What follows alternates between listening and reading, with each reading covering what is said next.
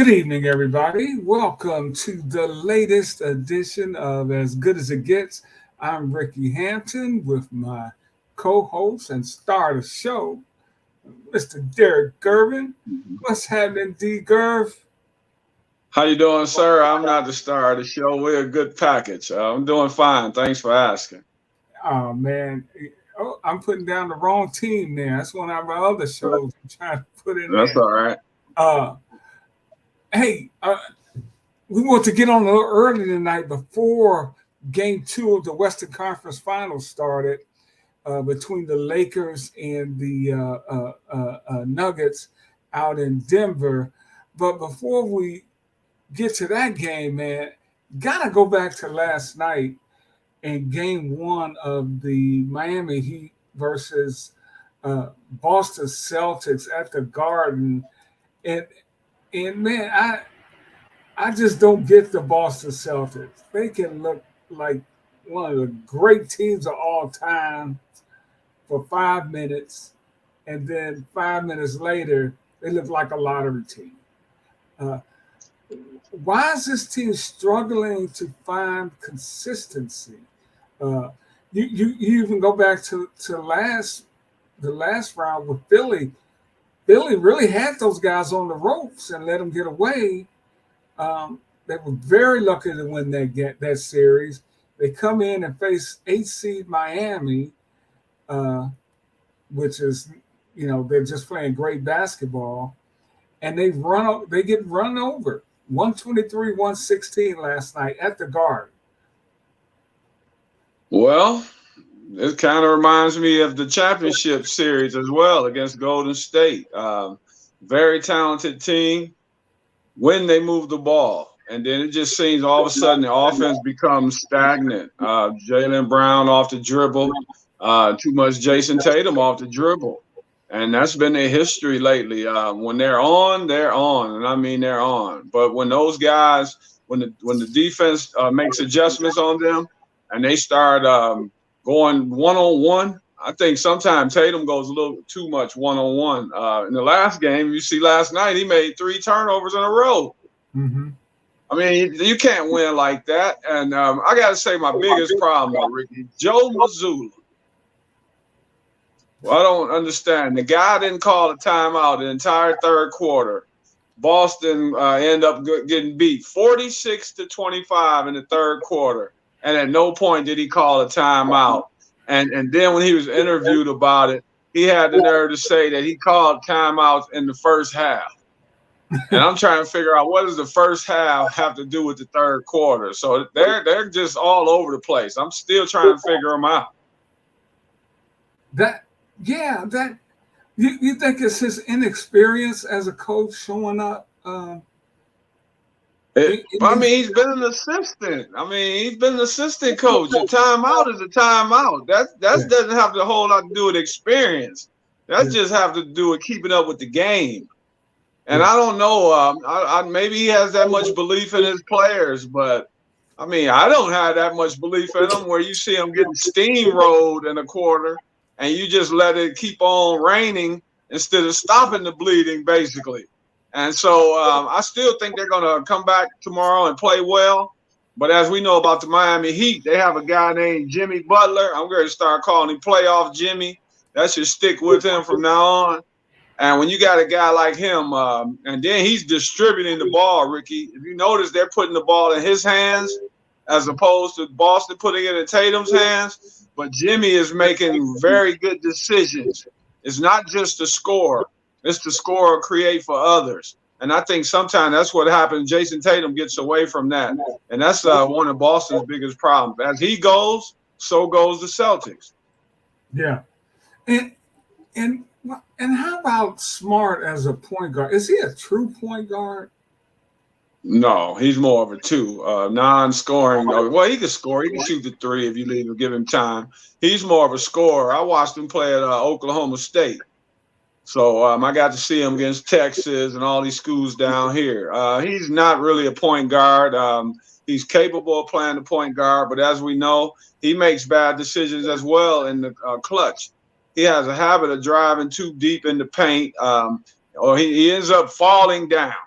I believe he did that again last night. If you remember, he did it at a major point in the game against Golden State in the championship, driving into the paint, and then he falls down. So that's been his history. The problem is they need to move the ball and continue to move the ball.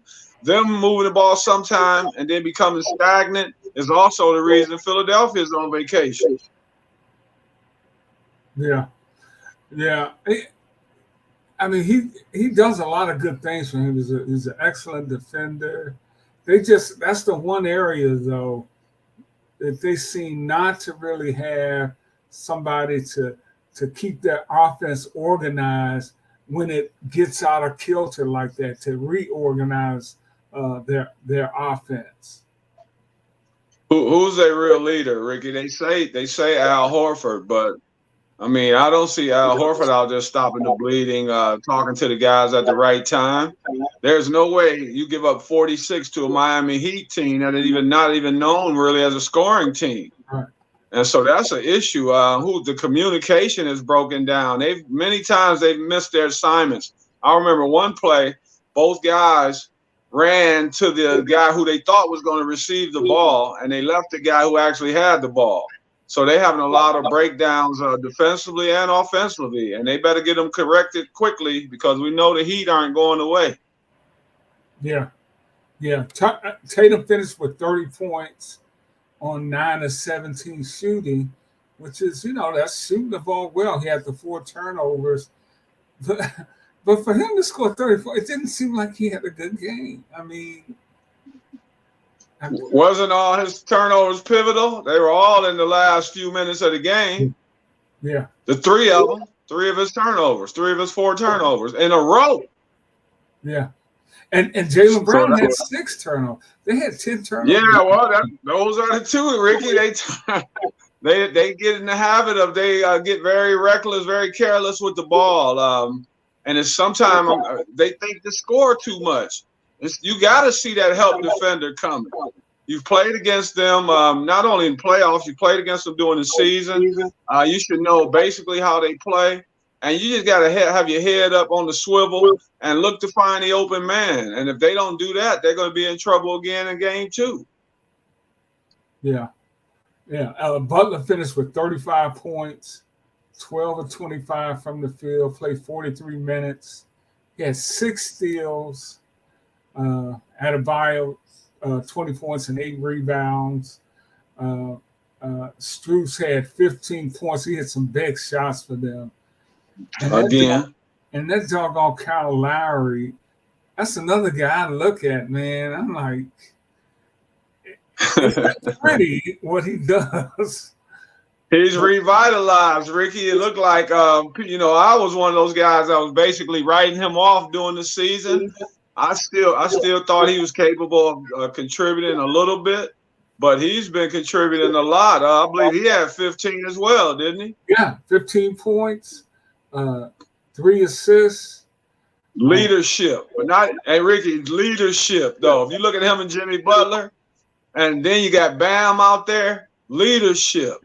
Yeah. And on Boston, you don't have that leadership. I thought it would be Malcolm Brogdon when he came in. But I haven't seen him, talking to the team, whereas they respond to him. So it's sad that 2 years in now with this really good team, we're still questioning who their real vocal leader are. Who is that guy? Yeah. Well, we'll get a chance to watch them tomorrow night. And in a few minutes, game 2 of this Lakers series is going to be tipping off. They're down 0-1 to the Denver Nuggets after Denver almost blew a 21-point lead in game 1 in the other night. But the good thing about that for Denver, they did not play well down the stretch, but they still won the game.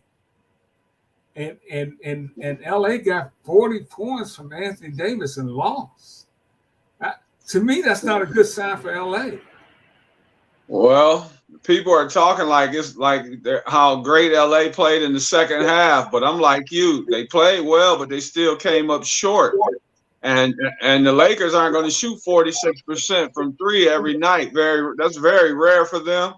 And then you got to look at when LeBron and AD scoring like they did. That was more effective against Golden State. I think Denver's a much deeper team. Experience. The people don't talk about their experience, but they do have guys like Contavious Caldwell-Pope, who's a champion. Bruce Brown has been in the fire. And I think Denver's the best team in this series. I think the Lakers will come out and give it all they have tonight, but I just still think I like Denver. LeBron needs to handle the ball more on the low post, Ricky, as opposed to dribbling from the top of the key is so much, going downhill, as they call it.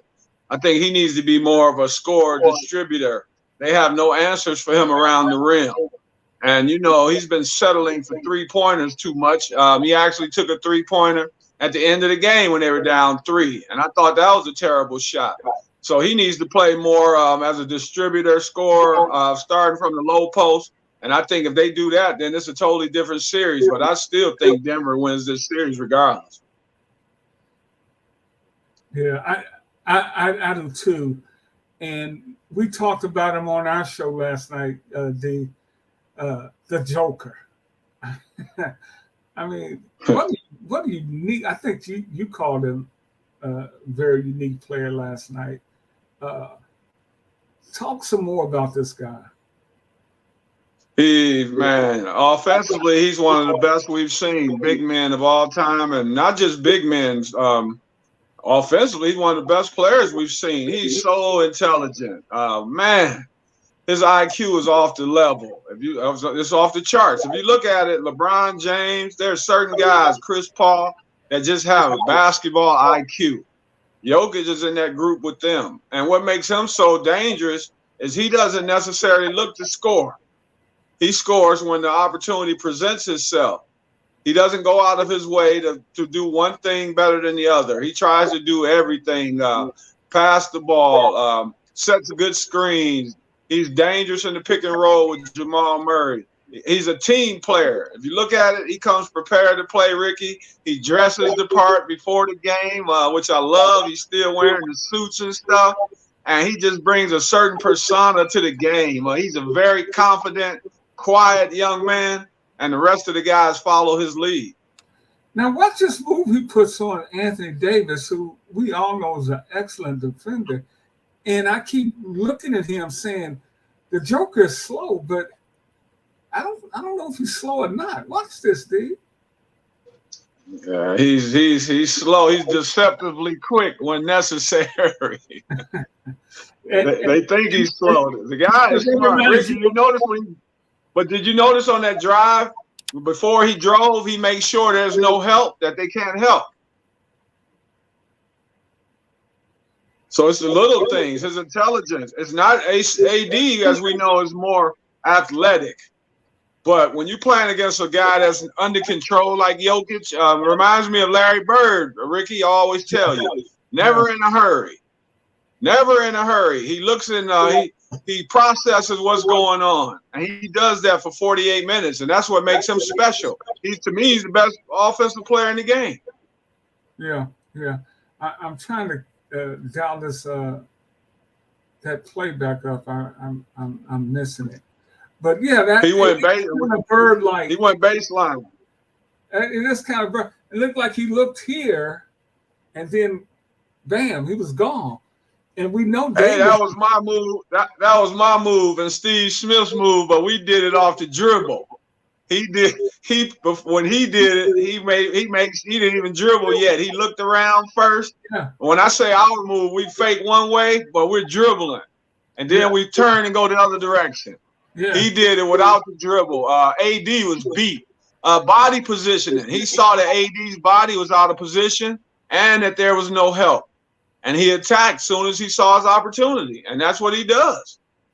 Hey, Derrick, to me, for the Lakers to have a chance in this series, you expect LeBron and AD to score, but I think they need to get scoring from their point guard. The left hand his name D'Angelo Russell. D'Angelo Russell.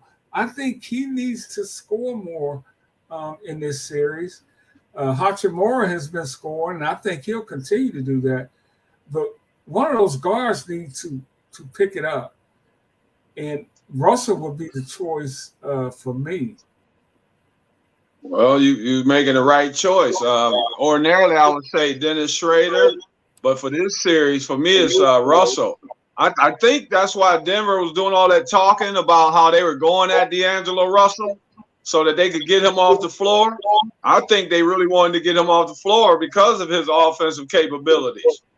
And Darvin Ham fell for it.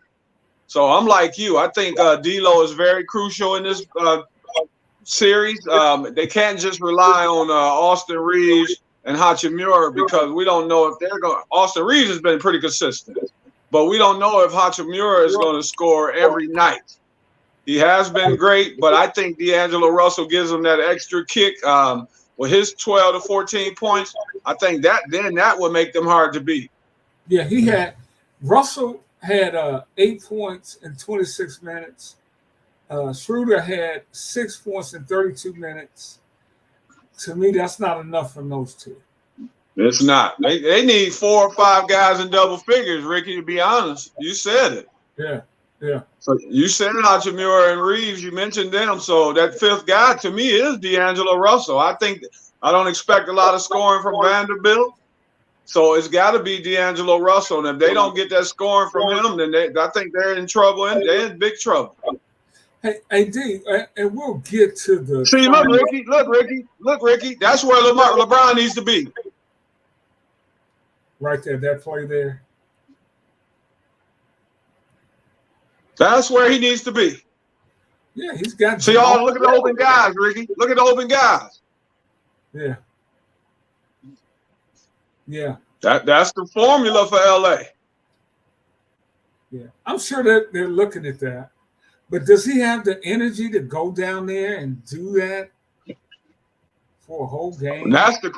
You're a smart man. That's the question. I mean, that's why I think he settles for some of these threes that we're unaccustomed to, Ricky, because of fatigue factor. I really believe that. That's an excellent point you made. Yeah. Hey, D, I'm gonna have to hold on for a.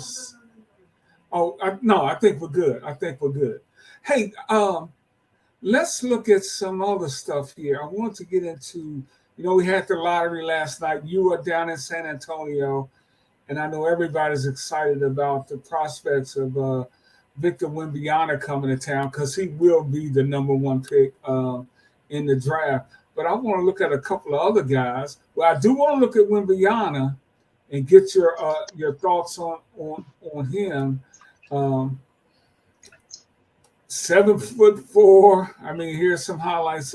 I mean, not okay. When you're 7'4", you're long, but he's even long at 7'4". He's a long 7'4", D. Ricky, they rated this kid today. I believe it was earlier today. They rated him as a better prospect than LeBron James and Kareem Abdul-Jabbar. Wow. Now, I don't know about that, but we'll see. But, man, they partied here last night. San Antonio is oh, boy, I can't even tell you how happy the people were. I think we're getting a superstar. And I told you on the show last night, the only thing I worry about is possible problems with the legs. But I'm not going to wish that on the young man. Skill-wise, we're looking at a guy that's going to change the league. And the exciting part, Ricky, we got him coming in next year. And I believe Chet Holmgren will also be healthy next year. So we're watching the changing of the guard as the way the game is being played. We got big men that can handle the ball, similar to AD. But AD didn't do that much early in his career. The game is changing right before our eyes. The big men are back in the game. Even though it's 3 points, they're shooting threes. The big men with the skills are what we're watching now. It's amazing to see. Hey, D, how do you see him being effective? Will he'll just be a basketball player? Yeah, he can't coming in here. I kind of picture I kind of picture Pop bringing him in along, kind of like he Now, see brought Tim Duncan that shot in. there, that Yeah, reminded me of somebody in your family. my family. Yeah, I know.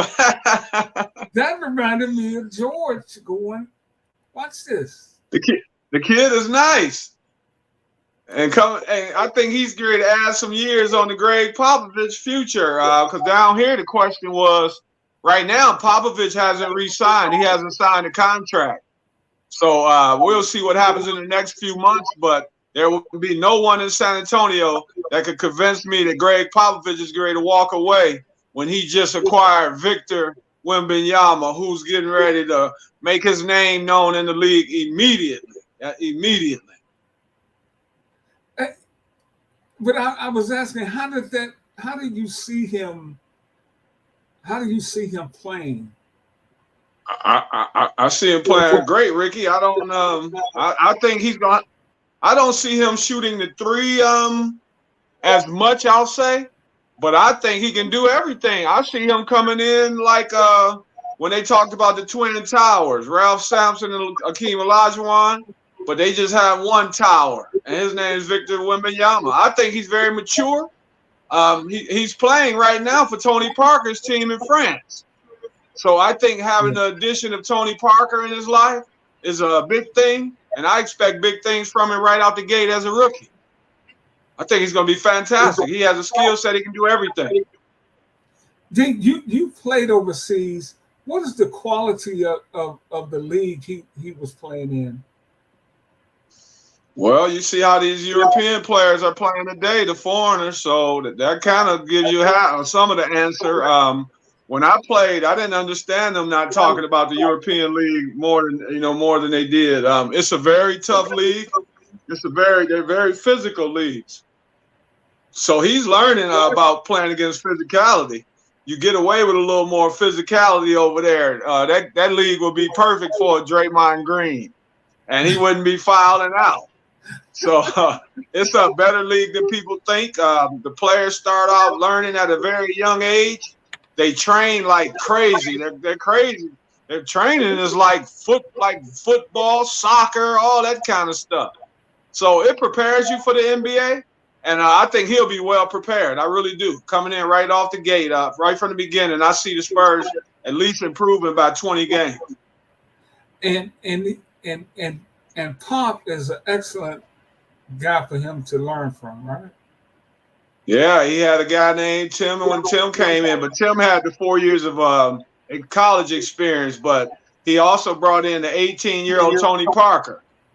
So he knows how to deal with these young guys. He brought in the young Manu Ginobili. So you couldn't ask for a better guy to nurture a young player that's coming in that's fresh, and also to help learning his way around the NBA, what's expected, the do's and don'ts.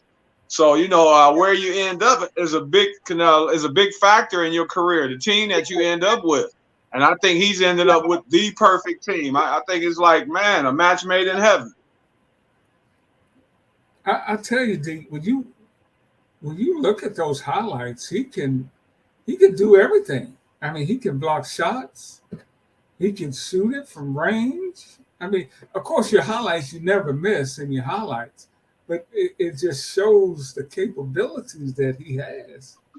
Hey, Ricky, you heard those two names I mentioned. To even mention him in the same breath with a LeBron and Kareem, just tell you how high the expectations are. Yeah, absolutely. I want to go to another guy. Everybody's talking, you didn't get Wembanyama. Just forget about it. But there are other people in this draft, and one of these guys is a point guard from. I think I got the wrong one up here. Let's go to this one. Well, he ended up with G League Ignite, I believe. Yeah, Scoot Henderson, who played with the Las Vegas G League team, the Ignite, 6'3" guard. Ooh, wee. I mean, this is showing his. But see, here's the thing with these highlights for me, D. I mean, it's what they are, the highlight, especially for a point guard. what's going to make him special is the way he can organize the offense and lead a team. From what you've seen of him, clearly he's a fine athlete and talented guy. From what you've seen of Scoop, what makes him such a highly regarded player? Well, for one, he still has to work on improving his three-pointer, but that's the only negative I could say is improving his range.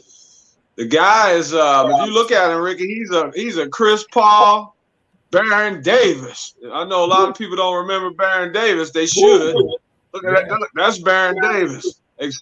Explosive. He can see the floor. He's very intelligent. And I have to say this: even if I couldn't get Victor Wembanyama, I would still be able to sleep well getting this kid right here. He's a total team player. He's a leader. He's a dog, kind of like Jimmy Butler, Ricky. And to say that about a rookie coming in, I think that's high praise. But he's had some experience playing in the G League.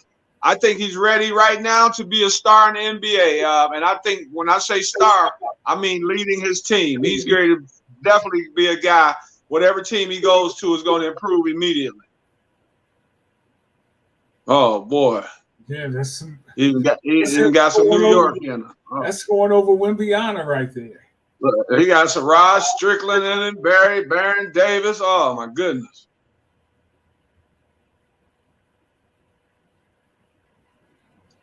Yeah, he's special. He'll definitely, to me, I can't see anybody passing him up as the second pick. Well, Charlotte has the number 2 pick, I believe, right? I know, Ricky. I've got to say something about it. Now, here's the question. They have a guy already at point guard by the name of LaMelo Ball. Right.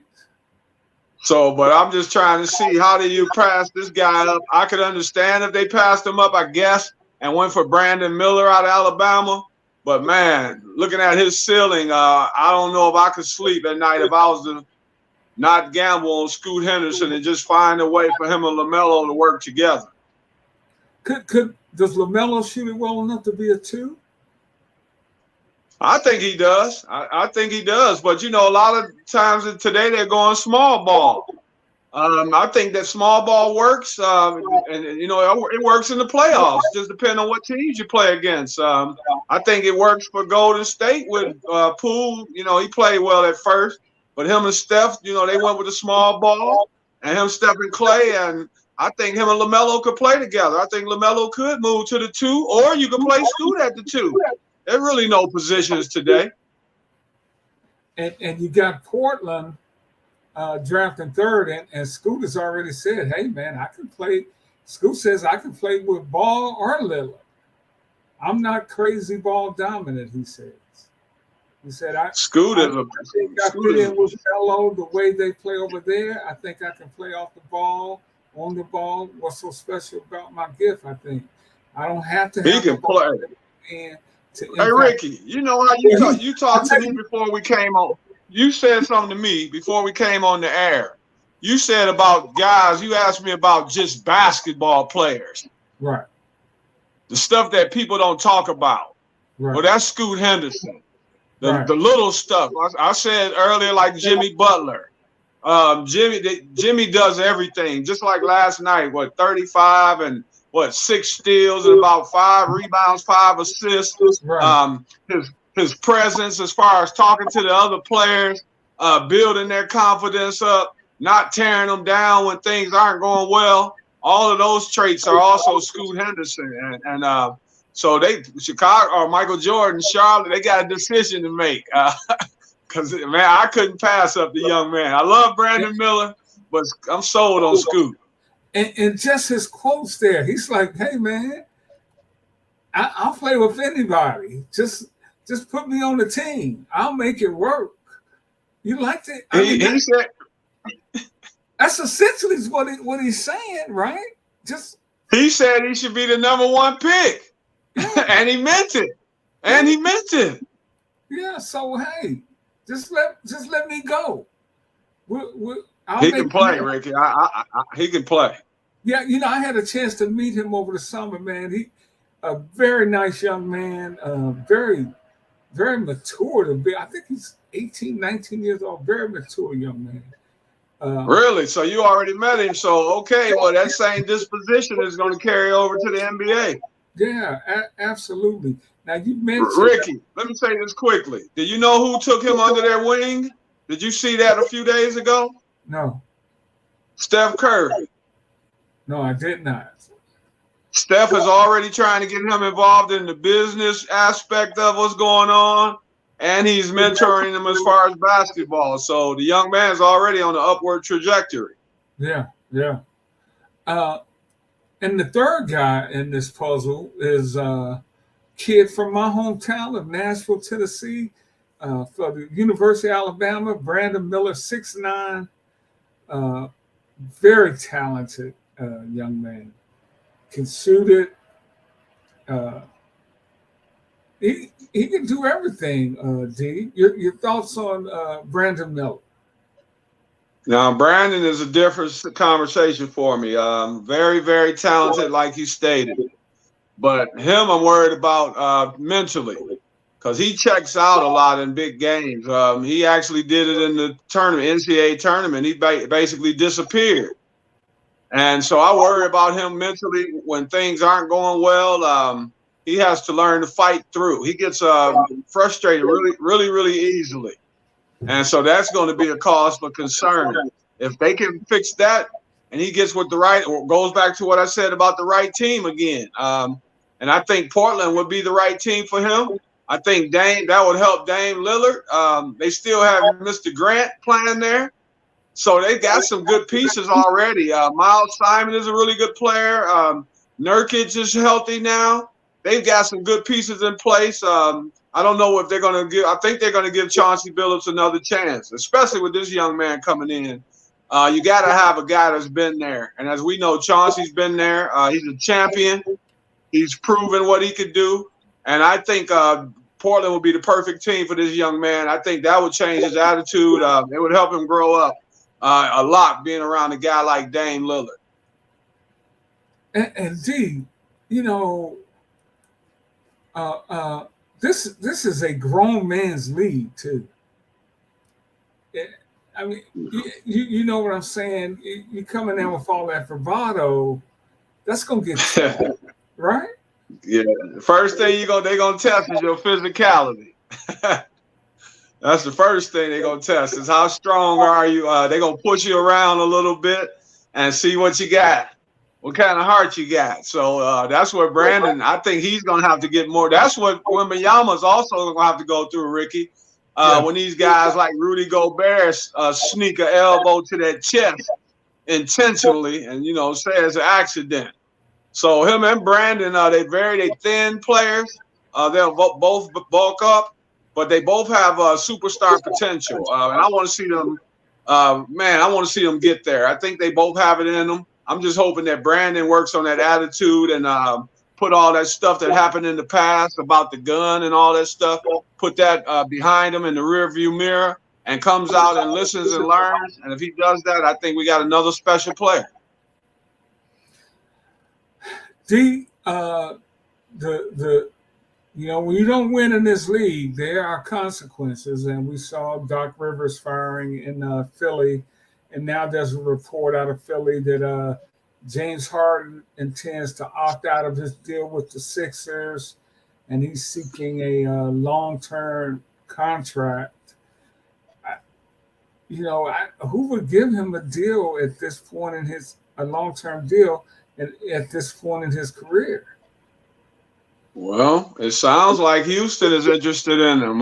So maybe Ime Udoka has signed off on it. That's the team they've been talking about. A lot of the media has been saying it sounds like James wants to go back to Houston. I think James kind of looks at Houston as like home. Last season, he was sitting out some games, Ricky. And then all of a sudden he was hurt. And then so they had like 2 or 3 days off. And then all of a sudden he was able to play. And he was able to play because the next game was in Houston.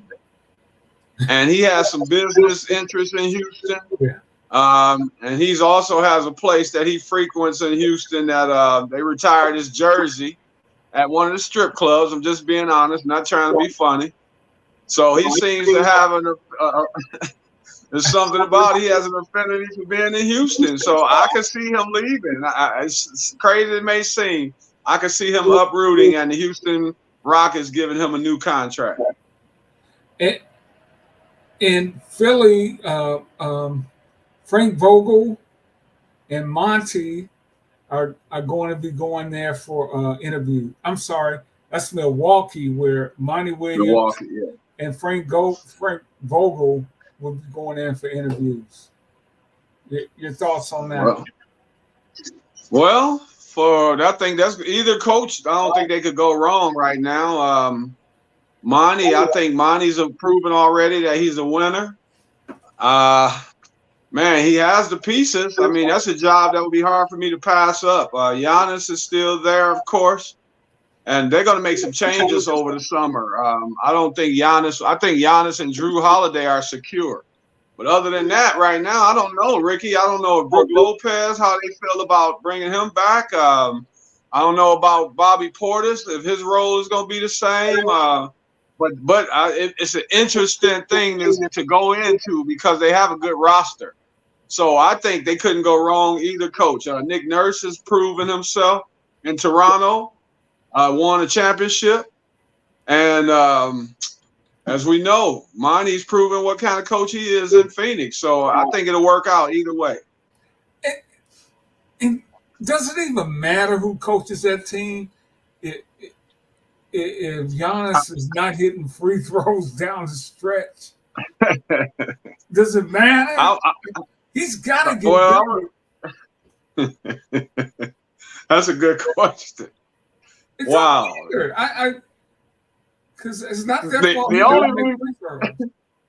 the only reason I'll say it matters is because what we discussed earlier about Joe Mazzulla, and sometimes you have to stop the bleeding. That's why you have to have a coach for that team. Other than that, yeah, it goes back to what you said about Giannis has regressed. He still finished second, I believe, in the MVP voting this year. But he has regressed. He's back to that missing the free throws. So until they correct that, they're not going far anyway. So, yeah, I understand your point about the coach, but they need someone in there that's going to be able to raise Giannis' confidence. It sounds like he was – I'm not saying it's true, but I've heard that he was a part of the reason that Mike Budenholzer is no longer there. So if he's looking for a coach that can reach players, they can't go wrong with Monty Williams or Nick Nurse. And D, I'm not saying this. I'm not trying to be critical of Giannis at all. I love everything about that guy. I love his story, his family story. But you got to make those shots, man, because he's going to be going to the line. It's terrible, Ricky. I don't understand it either. Can he be a better free throw shooter than what he is? Does he? It seems to me he has the ability to be better. He went 17 for 19 in the deciding game of the championship when they won the championship. 17 for 19 from the line. And during that entire series, he was in around the 75% area. So he has the capabilities. That just tells me his technique is he's not shooting the same way every time. He's changing his technique. And the sad thing, Ricky, they have shooting instructors for these guys. They have shooting coaches. And that's what bothers me. He has a chink in his armor, as they say. He doesn't shoot the same way. And then he's not very confident. He goes through all these dribbling routines. He keeps switching up his routine. That's too much thinking to me. When you have to take 10 seconds, that tells me you're not a confident shooter. I believe you just go up there and get your 1 or 2 dribbles, get your rhythm together, 1, 2, 3 dribbles. You focus on the back of the rim, as some people say. I say focus right in the middle. But you get your 1, 2, 3 dribbles and you knock it down. And I think that's his problem is in his head, kind of like Ben Simmons. What was your routine, D? I took 2 dribbles. And how long did you have that routine? Oh, that's all my career. I took 2 dribbles, even as a kid. I had the same routine. I stuck to it. But I had confidence in my shot, Ricky. I mean, sometimes guys go up there and they think about, you see the crowd in the background, and this might sound silly. A lot of times, this is what I used to do, and this is a true story. when the game was on the line, we played the Chicago Bulls, Michael Jordan, Scottie Pippen. We're down with about 8 seconds left. I get fouled. I'm going to the basket. I get fouled. So I go to the line, and we're in Chicago. What I did was, you know how people play like you, Ricky, on the golf course when you killing your friends and you whooping on them? I would take my mind to where when I used to play against my friends out in Detroit on the playground. I'm being honest. Yeah. So I used to think, I always thought something positive when I went to the line, something to take my mind off the crowd and the moment. So I loosened up just by thinking. It kind of brought a smile to my face, thinking about what I used to do to my friends.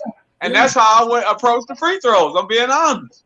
No, that's why I think basketball and golf is very similar. It is definitely routine. And whatever the routine you have on the golf shot, you should go through it every time. It should take you the same amount of time every time to swing that club through.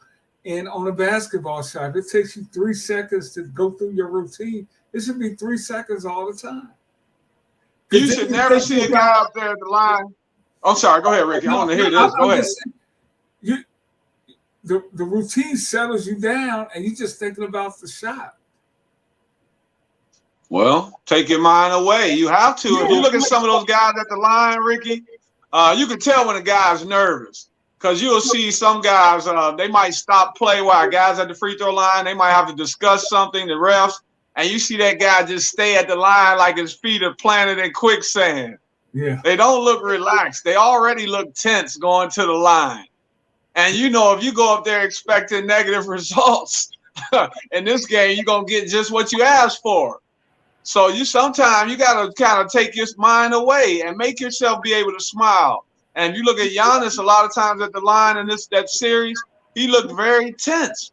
And it carried over from game after game after game instead of taking his mind somewhere else.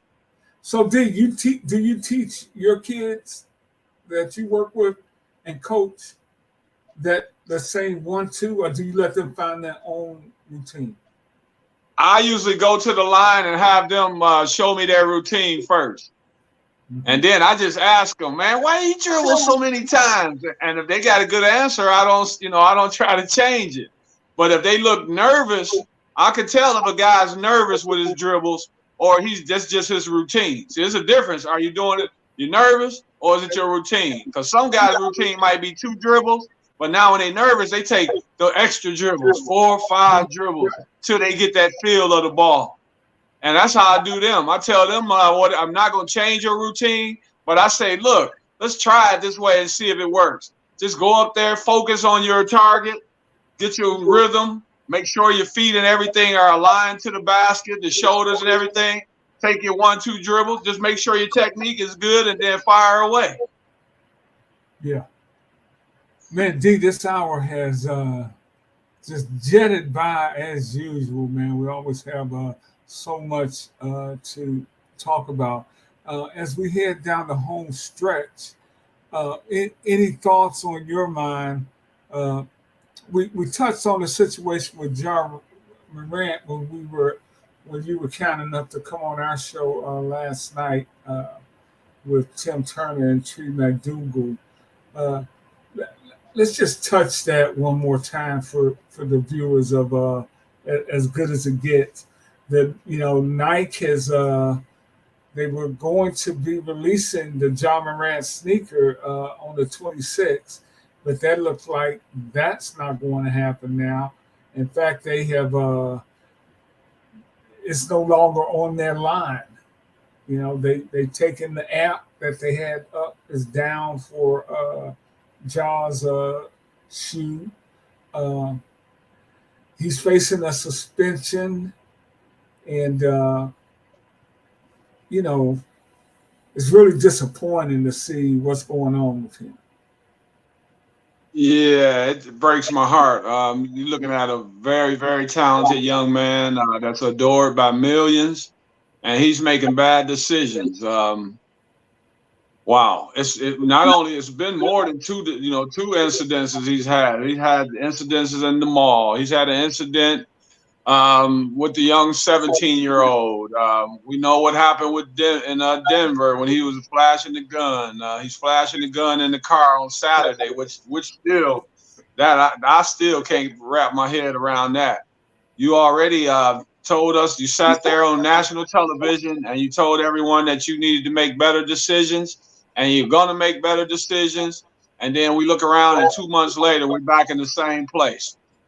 And the reason that bothers me is because now he's put his future in Adam Silver's hands. And that's what I don't like to see. He's putting his decision, his life right now in someone else's hands.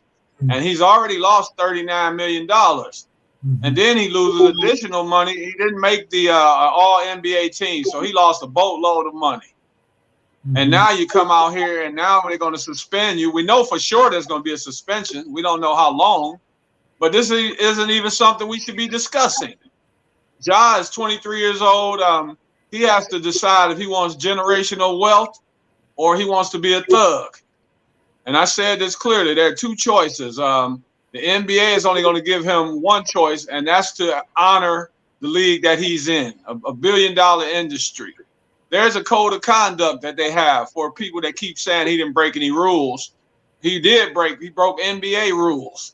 He didn't break gun law rules, but he broke the protocol, the NBA, the contracts that we signed clearly state what you're allowed to do and what you're allowed not to do. And flashing guns is not one of the things you're allowed to do. So Ja's got a lot of thinking to do. This suspension is going to kick in soon. I'm sure they're going to wait till the finals are over so that Ja doesn't become the story. But hopefully he get his life together, Ricky. And I got to say this quickly. Sadly, yesterday, one of these gang members commented about Ja. Ja's going to have to pay. And when I saw that, that scared me, man. The guy said Ja's going to have to pay. And we know you don't get involved. Ja, you're not a gang banger, my man. You don't want that life. I grew up around that life. And I tried as my best to get away from that life, not to gravitate towards that life. You got to remember yourself, your family, and you got to remember all these millions of kids and fans that are out here supporting you and want to see you do well. It's in your hands now, and I just hope that whatever it is, you get the right help that you need. I wish I could be that guy that could sit down in front of him instead of Jalen Rose. And I'm going to keep praying for the young man. I want to see him do better. And I'm still going to say at some point he will mature and do better.